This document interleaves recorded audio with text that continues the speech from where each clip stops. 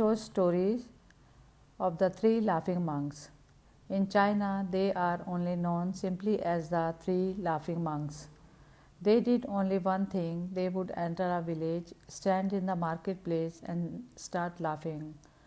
Suddenly, people would come aware and they would laugh with their whole being. Then others would also get the infection, and then a crowd would gather. And just looking at them, the whole crowd would start laughing. What is happening? Then the whole town would get involved and they would move to another town. They were loved very much. That was their only sermon, the only message, that love. And they would not teach, they would simply create the situation.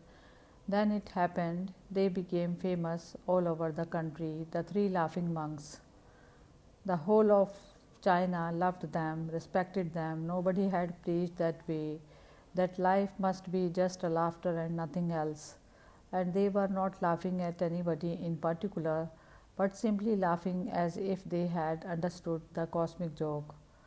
They spread so much joy all over China without using a single word. People would ask their names, but they would simply laugh. So that became their name, the three laughing monks. Then they became old, and in one village, one of the three monks died. The whole village was very expectant, filled with expectations, because now at least when one of them had died, they must weep.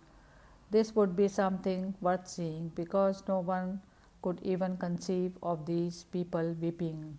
The whole world gathered.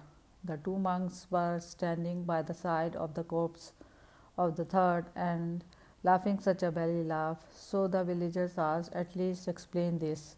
So for the first time they spoke and they said, "We are laughing because this man has won.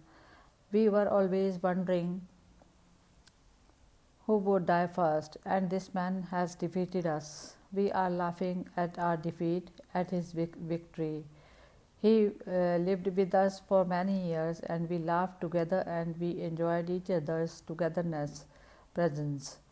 There can be no other way of giving him the last send off.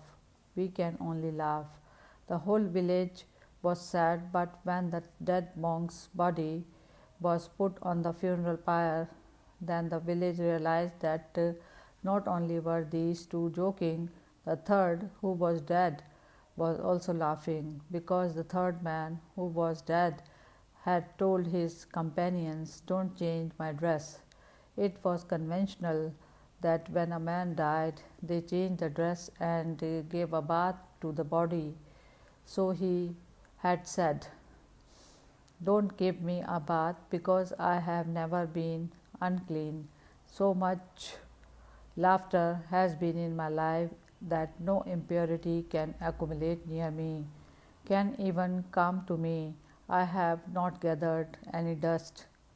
Laughter is always young and fresh. So don't give me a bath and don't change my clothes." So, just to pay him respect, they had not changed his clothes. And when the body was put on the fire, suddenly they became aware that he had hidden many things under his clothes, and those things started Chinese fireworks. So the whole village laughed, and those two said, "You rascal, you have died, but again you have defeated us. Your laughter is the last." The story of the three laughing monks is not just a tale of laughter or jest. It's a narrative that delves into the deeper realms of the human spirit. It speaks volumes about the essence of existence, the transcendence of conventional norms, and the eternal dance between life and death. Within these laughing monks lies a profound wisdom, a message that surpasses words. Their laughter is not merely a frivolous act, it is a reflection of their profound understanding of the cosmic joke. They embodied a truth that life, at its core, is meant to be lived with joy, embraced with laughter, and celebrated with the lightness of being. Their laughter was infectious. igniting a chain reaction of joy.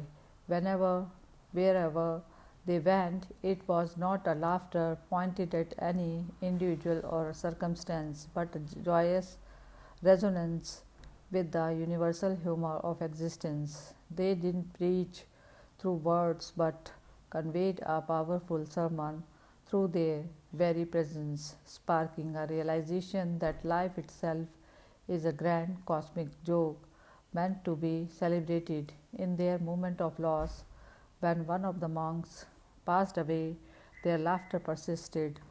It was not a mockery of death but a celebration of life lived to the fullest. Their laughter stemmed from understanding that their companion had triumphed in a way, having lived a life so rich with laughter and joy that even in death he brought laughter to their lips. The departure of this monk was not a somber occasion but a testament to his unwavering spirit. He, in his final request, epitomized the purity and vibrancy of a life filled with laughter. Refusing a change of clothes or bath, he symbolized how laughter keeps us perpetually clean, untouched by the impurities of life, ensuring that even in death he radiates joy.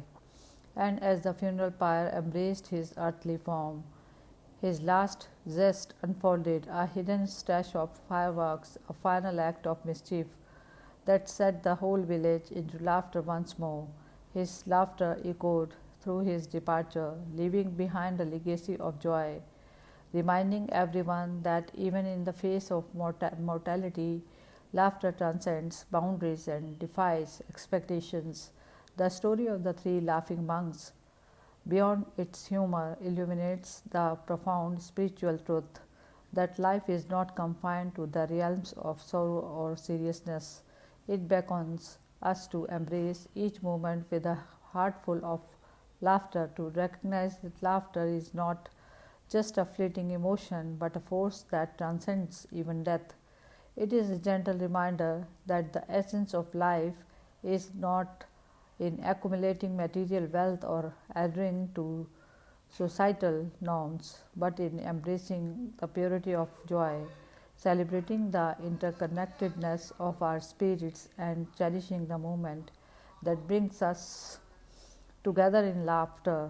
In the end, the laughter of the departed monk lingers as a tribute to a life well lived, urging us to carry forth the legacy of joy, to embrace each moment with the lightness of being, and to let laughter be our guiding force through the journey of life.